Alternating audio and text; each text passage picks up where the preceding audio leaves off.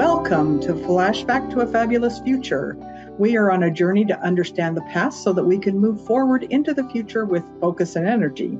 Today, we are going to be talking with Evan Longan, and he has written a book called The Roots of Evil. But I will admit the primary purpose behind my podcast today is to hopefully demonstrate that we can have civilized conversations with people, even if we disagree, and sometimes very, I don't know the word I'm looking for right now, but very, not ferociously, it's not a good word, passionately, very passionately. There we go. That's the word I'm looking for. And let him take a few minutes to introduce himself and his book and kind of what the premise of his book is and what he was trying to accomplish by writing his book. And then we'll just delve in kind of ad hoc, just asking some questions about some of our backgrounds and what our philosophies on various things are, mostly political, I guess. Just take it from there. So, Evan, take a few minutes and let everybody know who you are. I will try to do that. Thank you for having me. I love the name of your podcast because in my book, if anybody should read it, I try to go back in history and show how ideas throughout the history of our civilization keep returning and instructing us on how things were and how we can improve going forward. So we're on the same page there. Let me tell you about myself. I'm a old fella. I've been practicing psychology for 50 years. My book began as an idea about talking about why psychotherapy at times fails. And what I found as I pursued that idea is that the same factors that go into the failure of psychotherapy are at play in our understanding what goes wrong in our society. So I don't think we'll have too much controversy over the idea that, one, there are four factors that go into controversy, evil, whatever we want to call it, disturbance in the community. The first one is the use of power over behavior. The second one is the idea that we think binary, like us and them. We always find differences between each other rather than commonality.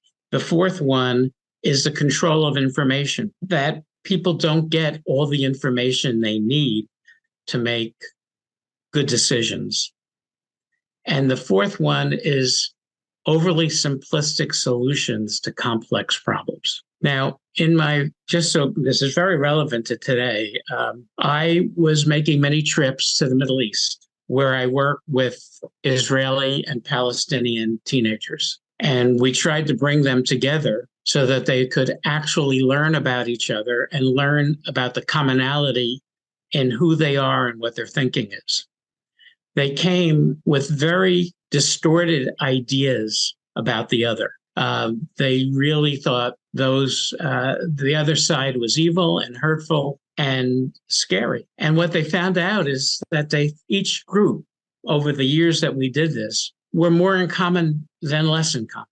So it's exciting to understand that I was brought up Jewish, but I love Palestinians. And it's very upsetting to me today that the idea that being supporting of Israel is conflated with anti-Semitism. I, for one, absolutely want Israel to exist. It's part of my background, but I also want Palestine to exist. I want people to be free. I don't want us to keep warring over things that should bring us together, not keep us apart. My history as a psychologist, very early in my career was a fellow with the Division of Legal Medicine, where I worked with the 100 most difficult adolescents in Massachusetts. They were all in prison, and the ideas that governed how we dealt with them didn't work. I was brought up in psychology and psychoanalytic thinking, and I found that, is that off base? So after that, I did a fellowship in family treatment, and ultimately I have become what is considered a postmodern psychotherapist. And in postmodern psychotherapy, the major issue is listening to people. The dedication of my book is to a fellow who was my instructor at the Ackerman Institute when I was doing a fellowship, Paul Franklin. He was a victim of the Holocaust. His family was wiped out. And he taught me that the most important thing we do as psychotherapists is not to judge people, but to learn how to listen to their pain. And each person's pain is as important to them, no matter what we may think is pain or not. So we have to not judge people. We have to listen to them. And that's what we do in postmodern psychotherapy. So that's a little bit about my history and who I am. I'd love to answer any questions or thoughts you may have. Okay. Well, let me start with, you said several things in there that I found common ground with. And I think that's one of the most important things in having a meaningful conversation is to find common ground. And you said you're an old gentleman. Well, I'm an old lady. So good for us. Good for us. I'm glad we made it. I was going to say, we made it this far in life. And I know that oftentimes that young people look at old people like, oh, you guys don't know anything. And I will admit, when I was young, I was like, oh, you old people don't know anything. And all these new ideas and, you just don't understand. And then as I've gotten older, I'm like, oh, old people have a lot of wisdom. Yeah, I'd like to think so. So yes, that's just all part of growing up. And I think about your example of the Israel-Palestine situation, and it's a very unfortunate situation that's been going on for a long time. And one of the things that I've really enjoyed, a lot of people have asked me if I feel like this was a real detriment in my life, was I'm not joking, and I wasn't in the military, but I've moved like 43 times in my life. Wow. Yeah. And each time I moved to a completely different, although I stayed in the United States when I moved to a completely different culture. There's so many different cultures within the United States itself. And my husband read a book, and I can't remember the name of it once, but it was really interesting. It talked about the 7 different cultures within the United States and how, the Irish settled a certain part and the French settled a certain part and the English settled a certain part, and how much it impacted the culture in that area. And I have found that by living in various cultures, and I love to travel. I was a flight attendant for a while, and I don't just want to go be a tourist. I want to go experience the culture. I want to get to know people. I want to live in that culture because I think it just enriches my life and helps me see things through a different lens. I mean, for example, and this is somewhat political, I mostly have lived in rural areas my whole life, but I've lived in big cities too. And I remember going over to Europe, and particularly when I was in Rome, and, we stayed in a flat, and they have a really small kitchen, and you take your trash out every day, and you pick up your food on the way home from work. You don't have enough room to, like, I go to the grocery store and shop for a whole month, and so I come home with a station wagon full of groceries, sometimes even just for me and my husband. And it just made me realize, because there's this big divide about, what kind of cars should we drive? And coming from rural areas, I was like, I like having a bigger vehicle, number one, because I have to carry all these groceries. But number two, living in Wyoming, distance is huge, When I say there's 15 miles between me and the next town, I mean there's 15 miles and there's nothing but sagebrush between those 15 miles. We don't have public transportation. We don't have a lot of those things, and it wouldn't be cost effective to do them. In addition to that, we love the outdoors, a lot of outdoor things. And so in my conversations with some of the people over in Italy, it was like, oh, I see why you see things through the lens that you do. You guys have a really good public transportation system. You have a totally different lifestyle. And I enjoyed that while I was there. But I also enjoy living in Wyoming, and I also enjoy, that kind of thing. So it made me think a lot about all of the different places I've been. And although I've been, I wouldn't say around the world, mostly Europe, my aunt has traveled, and she has spent a significant amount of time in Miramar, and she had just gotten home from Palestine when this whole thing broke out. And so I was very curious. Tell me more about this. And her perspective was just amazing. She was talking about the Palestinian people and how gentle and kind and loving they were. And, it's not like it's portrayed in the news. I don't know how it's portrayed in the news, but they are kind, gentle people, and they have the same culture essentially as the Jews do. Jews and Muslims have gotten along for 2,000 years. In fact, Islam welcomed and protected the Jewish people in North Africa, Spain, into Europe. What happened was the Balfour Declaration, and in which the British determined that they would give some land to create the state of Israel. And it was at that point that people who once were friends became enemies. And you could understand how, at the time, it was extraordinarily painful for Palestinians to feel safe in and amongst the Jews who were after World War II, were being given this tiny strip of land. And I don't know if people know this, but the Jews originally said to them, any of them who stay with Israel and are supportive of Israel can stay in their homes. They will not be dislocated. But they were told by other Arabs that they should leave, that this was their land and they should not be allowing Jews in. Unfortunately, those people who left lost their homes, lost their land. However, if you go to Israel, almost 2 million of the population of Israel are Arabs, Palestinians, who were left behind, who stayed behind and are part of Israel. Now, there are all kinds of problems with that, but the idea that Jews and Muslims, the religions are almost the same. Mm-hmm. There aren't that many differences. Mm-hmm. So it's a horror that for these past 70 years, there's so much hurt and killing and divisiveness, rather than doing what we tried to do in our project. And our project was called ArtsBridge. Doing in our project was to try to bring them together and show how they could come up with new solutions. As you were talking before, the problem in our country is we take a stance much too quickly. I don't know the answer to the immigration problem. I'm not that smart. I don't have enough familiarity with all that goes into it. I know it's very complex. And I know that there are people on all sides of the question of immigration who should be getting together and determining and collaborating on a solution to how we solve the immigration problem. Unfortunately, we would rather fight than do that. Well, and correct me if I'm wrong. You would know better than I do. I'm not an expert on Israel and Palestine, but I think if you take the warring factions out of the equation and you get the actual people together, the people who actually want a solution, that, then you can sit down and have meaningful conversations. And I think, of course, what's so sad? What? These people who were slaughtered on October 7th were on the kibbutzes.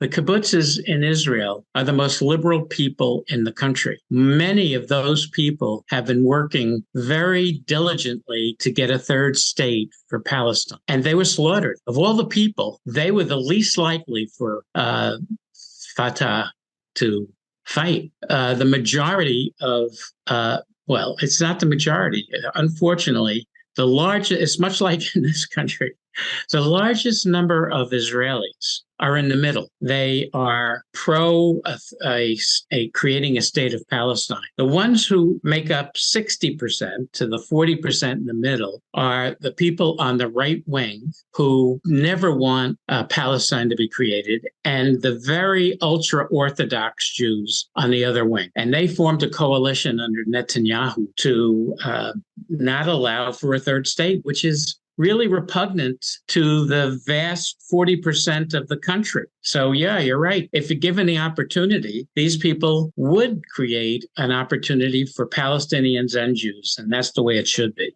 Well, it seems like you're a kind of a history buff, kind of like I am. And if we look back through history, it would seem to me, and the first thing that comes to my mind, because that's what I've been studying so much lately, and it's kind of my passion, is the Revolutionary War. We look, and once again, you had two small warring factions, and the majority of the people were just in the middle, kind of like, leave me alone. Let me, whichever side wins, let me know and I'll come out of my house and sign up. Right. In my opinion, we were very blessed that we, all of this freedom and liberty that we have came out of that, which I do consider an unfortunate I wish there was a better way to have solved the problem. I read a book years and years ago, and it was about the Revolutionary War from the side of the Britain, the British. And I was like, wow, yeah, I never looked at it from that perspective, because we're so conditioned to look at it from our perspective. Absolutely. I mean, Canada exists because of that. They would not fight the British. They supported them, and many of the colonists who were frightened of the revolution went to Canada. Yeah, and to the victor goes the spoils, and what is it? The other one is the winner's the one that writes history. So right.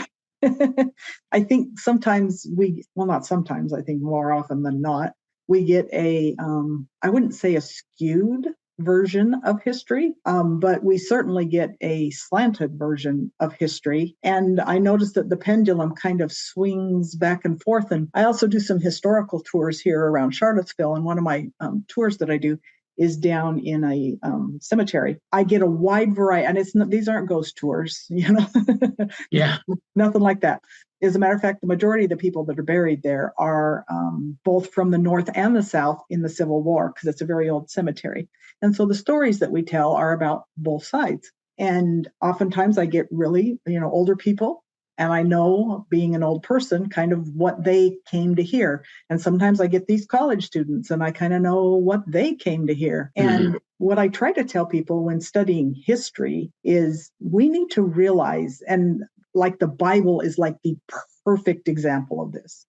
You want the Reader's Digest super condensed version of thousands of years? Read the Bible. Okay. Well, it's interesting. We have another thing in common. I'm a double Wahoo parent. Okay. So my daughter went to UVA Law School, and my son was an undergraduate at UVA. Oh, so wow. Being down in your territory is very familiar to me. But I'm going to give you a different example. Most of the people in my classes, as I go into, though I'm a psychologist and I'm teaching family relations, most of the people in my classes never heard of the Gnostic Gospels. Okay. Are you familiar with the Gnostic Gospels? No. Okay, so this is a rather astounding factor. I hadn't heard of it either until I started doing research. And the Gnostic Gospels were 80 Gospels to Jesus's teachings and being that were burnt by the formation of the Catholic Church. They decided under Pope Ignatius, I guess he was the first pope and the founder of what became Catholicism. They decided that they did not want anybody to describe Jesus in a way that they didn't want to hear about. And the ultimate example of that was the Gospel according to Thomas. Now, people know Thomas as being Doubting Thomas. That was his term. But they don't know he actually wrote a gospel. And in the gospel, the reason why he's called Doubting Thomas is because he testifies that Jesus told him, you didn't have to look to God outside of yourself. God resided in all of us.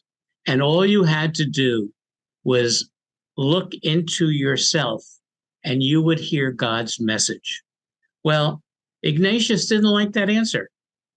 And so his gospel, along with 79 other gospels, were burnt.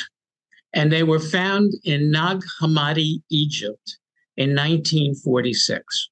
And they're still kept in wraps. Most people don't know of them, don't know how to read them. You can find them in the internet under naghammadi.com.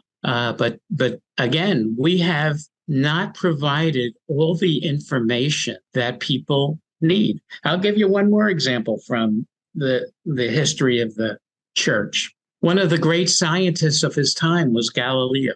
Galileo had confirmed Copernicus' ideas that the sun was the center of the universe, not Earth.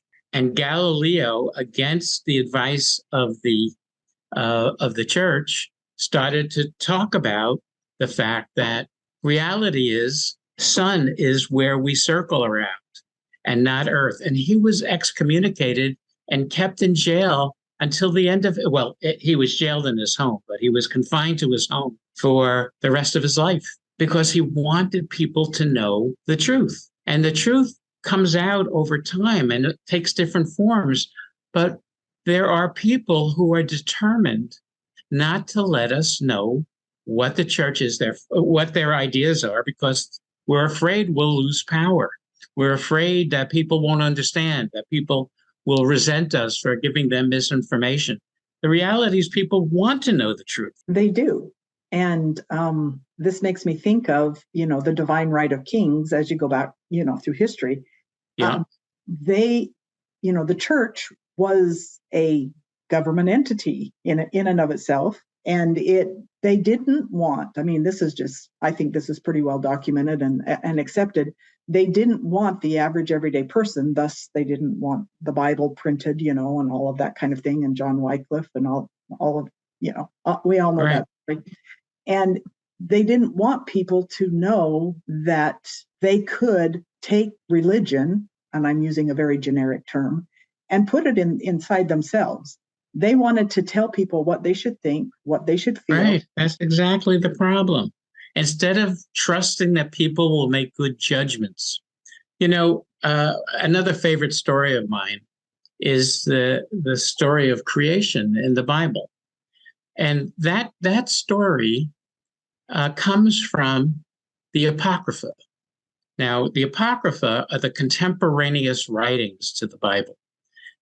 All of the information that was out there that got consolidated in the Old Testament came from stories from that region of the world.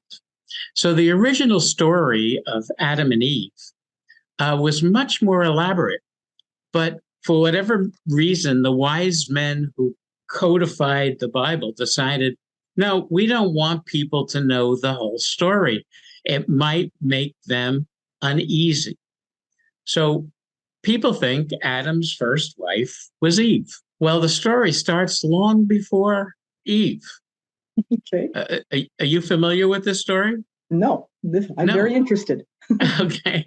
So in the original story, now, I don't believe the original story is any more correct than Adam and Eve, but it existed, and that's where Adam and Eve came from. Adam's first wife was Adamah, and Adam and Adamah in Hebrew are man and woman. And according to the original story, they were connected back to back. And Adam and Adamah went to God and said, all the animals in the garden can see each other and make love to each other, except for us. And that just seems wrong. And God thought about it in the original story and said, okay, I'm going to divide you into Adam and Lilith. Now, you know the name Lilith? She was made famous by Dr. Fraser on television. Lilith became the second woman that Adam was with. And Lilith was very upset because she wanted to be on top in lovemaking. And Adam said, you can't be on top. I want to be on top. And she went to God and she said to God, I want to be the powerful one in this relationship, not Adam. And God said, no, I disagree.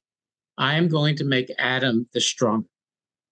Well, according to the story, she cursed out God and she went off into the world and populated the rest of the world.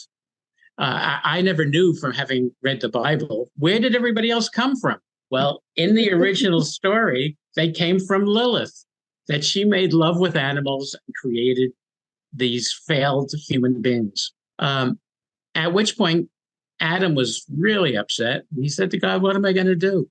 So God said, according to the story, I'm going to take a rib from you and I'm going to create Eve. And that we know the rest of the story. But it always occurs to me, why don't we know, even if it may not be true, even if it may not be any better a story than Adam and Eve, why don't we at least know that other story predated Adam and Eve? Well, I think my opinion is, and I think it goes back to, once again, it's all about controlling the flow of information, like you talked about in one of your 4 points that you made earlier.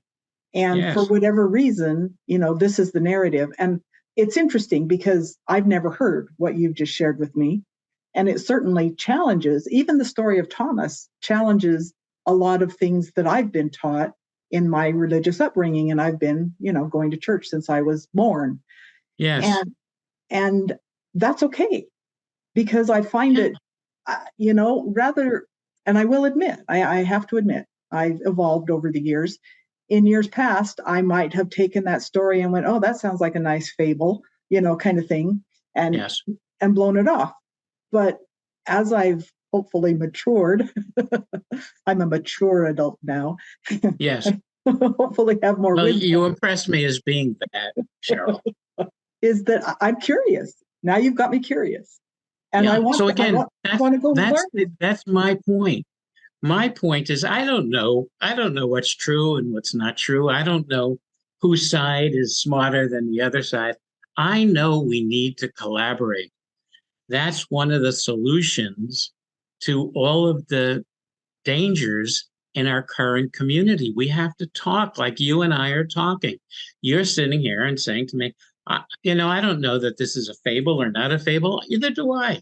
I just know that we as intelligent people are better off being informed and deciding how we want to take this information and go forward with it. And I believe there's 2 important ideas to healing, and I think you do too. The first one's collaboration. And I believe there are two principles that are internal to humankind, that they are as genetic as anything else in us. And we're programmed to be curious, to learn, and to create a better world around us. That's the first principle. The second principle is love. That's ingrained in our genes, that we have the ability and the need to love. And if we didn't have that one, we wouldn't have survived. We need to have love of our community, love of God, love of each other. We need to procreate. And if we don't have that inherent in us, then we wouldn't have survived to this point. So I believe the answer is what you're preaching, that we need to go out, be curious about what's out there, what information, how people function, how they came up with these ideas, and to appreciate each other and not to dismiss one another because we disagree on some matters. So you're a, psychologist or Yes. Psychologist. Okay, good. Because, and I find myself guilty of this, so I'm sure a lot of other people probably fall into this camp. We automatically have bias when we come into a conversation with anyone. Yes. And if you were to say something and religion and politics seems to be the things where people hold the most strongly held biases. And you certainly said something, in the story that you just shared that challenged my religious upbringing and teaching. Yes. But I didn't find myself being like defensive, like, oh, that couldn't be. I found myself curious. But yet there are times when you could say something that would challenge my biases, and I would immediately get defensive and I'd shut down and I wouldn't want to hear you. So How do you have a conversation where we can be curious? Okay, that's a great question to ask. What we developed in our practice, and it's a practice that I and colleagues of mine worked on, along with some very famous therapists from Europe, called postmodern psychotherapy. And what we do in our practice is listen. So we have a listening team. I have usually 2 or 3 other colleagues who sit and listen to me interview a family. And their job is to pick up on ideas that are being expressed in a family in which there are internal problems. And theirs is not to judge it. Theirs is just to highlight what they've heard and reflect it back for the family to listen to. And the family is usually incredulous. Wow, you heard us say that? That's really, I wanted people to know that's what I feel. And we would ask them, well, that's how you feel. How do you think that affects others in your family? And eventually we would have members of the family sit with the treatment team and listen to other family members. One of the famous cases we did was a boy who was in McLean's Hospital, a famous psychiatric hospital in Harvard in Massachusetts. And he had been there for several weeks and thrown out because he didn't get better. They said he was too resistant to psychotherapy. They couldn't help him. And they referred him to me because we were known for taking on all these difficult cases. So we had him, when he got out of the psychiatric hospital and come to our session, we had him sit on the treatment team. And we said to him, look, you've had a lot of experience. You've just been in the hospital for many weeks. We want you to be one of us on the treatment team. And we're going to have one of our therapists interview your sister, mother, and father. And as they were interviewed, all of a sudden it emerged that all this began when the grandmother passed away and the mother became very sad. And he, as he reflected, he said, you know, I heard my mother say something I've never heard her say before. She was very sad. Do you think, and he asked us on the treatment team, he said, do you think it's possible that my behaving badly had something to do with my mother being sad about losing my grandmother? And we said, wow, what an interesting idea, Doc. And he said, but why would I behave so badly? And one of the other therapists said, well, you're doing such a good job. What do you think led to that? He said, I didn't want my mother to be sad. I thought it would be better for her to be angry.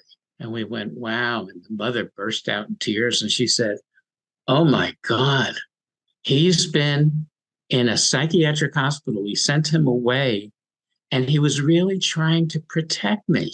Wow. How is that for a session? Yeah. Well, and this brings me back to something you said earlier too, is why, psychotherapy fails, because yes, I've worked with a lot of people who have mental health challenges, and, they've gone into, whether it be through, pharmaceuticals or whether it be through therapy, all these different ways of, yes. trying to resolve the issues that they have. And more often than not, I hear in the classes that I've taught that psychotherapy doesn't work. And so I'm like, yeah, I'm kind of on board with you there, but I've always wondered why. Because you have the wrong patient. Listen, I'll give you one more example. Yes. I get this call from a mother who says to me, her son, who was 8 years old, who was in the second grade, went back to school after school with a baseball bat and broke all of the windows on the ground floor of the elementary school. And the school excluded him from school and said he couldn't come back unless he had gone for psychotherapy. And the mother called the physician. The physician sent the boy to me. And the mother said, okay, you're going to see my son? I said, well, I have to learn about not only your son, but all of you. So I would like you, and if there are any other children, she saw the daughter, and your husband, to come to the first meeting. She said, no, I'm not going to do that. I said, how come? She said, we're not problems. He's the problem. He broke in the windows. He needs to go for psychotherapy. Now, at that point, a lot of therapists might have said, sure, just send him. I said, no, I can't do that. If you want to get another referral, call your physician and ask him to refer you to somebody else. But if you're going to come to my practice, all of you have to come in. So she said, okay, we'll come the next day. Well, of course, they came the next day, but without the sister. I said, where's the sister? She doesn't need to be here. She doesn't have a problem. I'm not going to make her a problem. So I said, okay, I need your son then to be my assistant. Because I usually work with an assistant. I don't have one today. So we're going to be a team, your son and I, and we're going to interview Dad and you. I don't like this idea. My son can't be a therapist. He doesn't talk. He's a bad kid. He broke out all the windows. What are you doing? You're not going to help us. I said, well, give me a shot. You're here. Let's see how this works.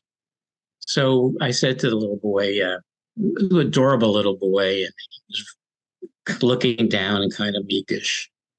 I said, would you be my assistant? He shook his head. He didn't say anything. Yes. And he pulled up a chair next to me. And I said, could you tell me what happened before you went back to school that day? And the mother said, no, he can't. He can't tell you that. He's a problem.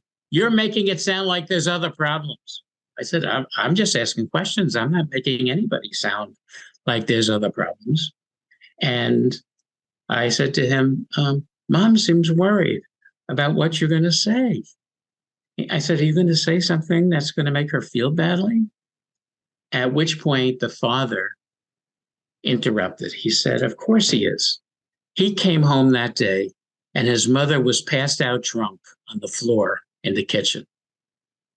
And he went out not knowing what to do, full of feelings, and broke in the windows. And I said, wow, thank you, Dad. And the mother said, I don't want to be part of this. And I said, well, it sounds like you are a big part of this, and that we would never get to the bottom of this if we just talk to your son, because he knows he's not supposed to talk. Well, following that session, the mother was hospitalized for her problems, including drinking and bipolar illness. So these are examples of why sometimes people don't get better. They don't get better if we don't get all the information. And we're blaming somebody for being in the patient rather than understanding there's usually a reason why they're the patient. Well, answer this question, because what I'm hearing is that I can see the significance of having him play the role as your, helper, your assistant, yes. Whatever. But it also seems to me like, and this makes sense to me, I'm not sure this is exactly part of the process, but in my head, it's like, oh, I'm looking at this problem as a third party, as opposed to being in the middle of it. When I'm in the middle of it, I'm like defensive. I'm like, oh, I don't know. And emotions. I made this little video because for 30 years, I was an instructional designer and created all kinds of training. And I always tell people, if you want people to learn something, you have to tap into their emotions.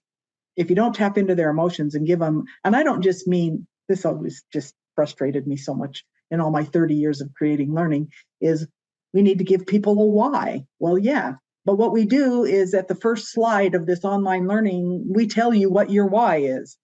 Yes, that's exactly right. Yeah, so here we are, Cheryl. Mm-hmm. What impresses me is I don't know what our politics are or how they're different or not. Doesn't matter. We're both open to the same idea of not judging people, of listening to them, of trying to help people collaborate and finding solutions. Yes. And I think getting people, like I said, when you get people to tap into why they want to learn something, then they're invested in it and they want to learn. But sometimes on the flip side, and I always tell teachers this, especially in a school setting, whenever you get angry at a child in a classroom, they automatically shut down. Oh, yeah, absolutely. Right. Yeah. You want to shut a kid down faster than anything? Get angry at them, Mm-hmm.